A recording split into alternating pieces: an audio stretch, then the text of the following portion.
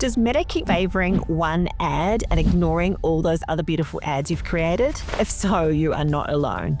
A reader just emailed me saying everyone talks about creative diversity, but no one explains how to actually make it work. So in this video, I am going to show you exactly how we test creative without letting Meta pick a favorite too early, and how to actually get learnings from your tests. I'm Jessie Healy. I'm a exited 7-figure agency owner turned e-commerce coach and consultant, and I've helped over 100 e-commerce brands scale, as well as spending over $50 million on digital advertising in my career. With that being said, let's dive into the content. The problem with testing in 2025 is we are giving over a lot of control to the algorithm.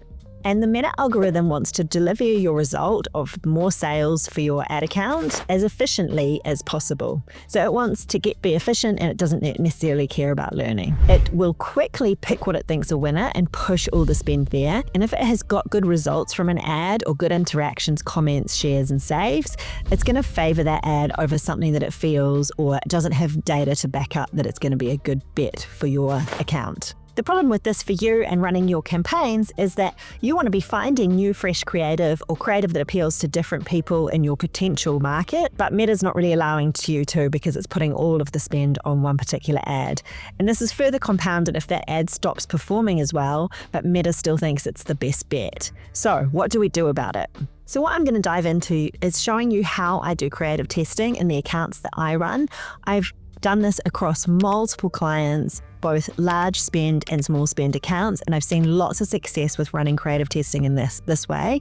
There's lots of different ways you can creative test, and other people on here will tell you different ways too, but I can tell you this in 2025 is a creative testing method that's working really, really well for me in e-commerce for the accounts that I have access to, which is a good number. I'm across around 30 accounts at the moment, and it's working really well across all of those 30 accounts. Okay, so let me just walk you through the typical setup I run for testing ads and having a scaling or evergreen ad set as well. So you can see that we've got in this account here that I'm showing you, I've got 2 campaigns. One is my Advantage Plus ASC campaign, which has all of our winning ads in, and that is what we'd call our evergreen or our scaling campaign. So you can have a look inside here. We've got all of our well-tested and high-performing ads in here. So at the moment, we've got about 10 or 15 ads live. Interestingly, you'll see that there is actually quite a spread of spend between these, because once ASC actually has ads that have been pre-tested and have some likes, some comments, some shares, some data behind them, it will actually put more budget onto them. So you can see how we're negating that effect of a particular ad being fully favored by the ASC by pre-testing them beforehand.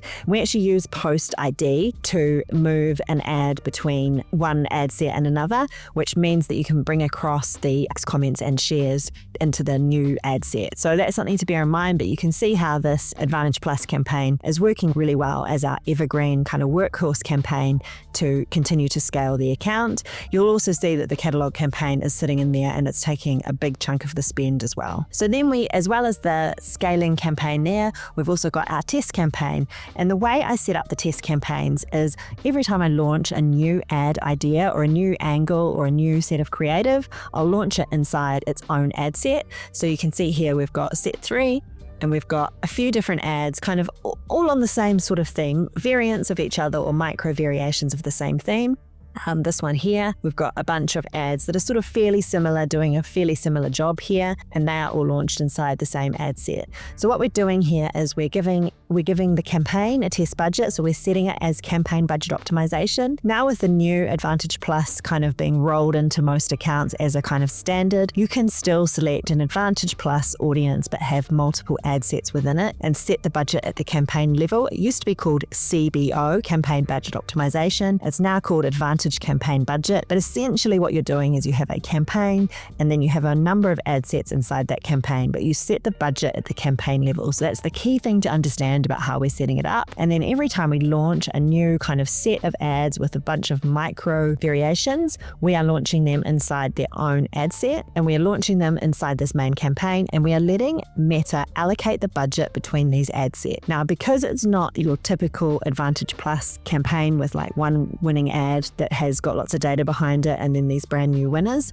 these are all tests. It's actually allocating the budget fairly evenly between them, although in this case it has decided which know, that this one here and this one here are like better performers than this, which is what you want, right? You don't want Meta to put a whole lot of budget on something that's terrible. But if you find that a certain ad set is only getting, say, only has had like $2 or $3 worth of spend and really not enough data behind it for it to be a valid test, what you can do with this setup is you can put a minimum budget. If it's some static ads and you haven't put much effort into them and they're not that great anyway, and you're seeing the click-through rate is terrible and Meta's not putting any budget behind it, you might decide to, hey, I'm going to trust the algorithm in this case and not force any budget to it. But if it's something that you've paid a creator for, you've put quite a lot of effort into, you put a lot of thought or research into the hooks and the angles, and it's showing some early signs, maybe it's got an okay click-through rate, or even if it isn't showing great signs because there's just not enough data against it, that is a situation where I would recommend putting a minimum budget against the ad set and running that for a number of days, maybe 3-5 days, to see how it performs when you force some budget against it. Once it's run through and got enough data against it, then you can use that data to decide whether to turn that off and drop that minimum spend, or whether to revert to automatic, and so you take the minimum spend off and see if it continues to spend against it. But what we're doing is just forcing Meta to spend money against that set of ads for a time period in order to validate whether its initial hunch about it not being a good performer is true, or whether it's jumped to the conclusion a little bit too quickly. So I'll just show you how to do that. Okay, so to set the minimum budget for the ad set, you just want to go in here, find the ad set that you want to do it to, click on edit. You want to scroll down here, and it might look slightly different because Meta's been rolling out so many different interfaces lately, but you want to scroll down here and you want to go in here and click on ad spending limit, click edit.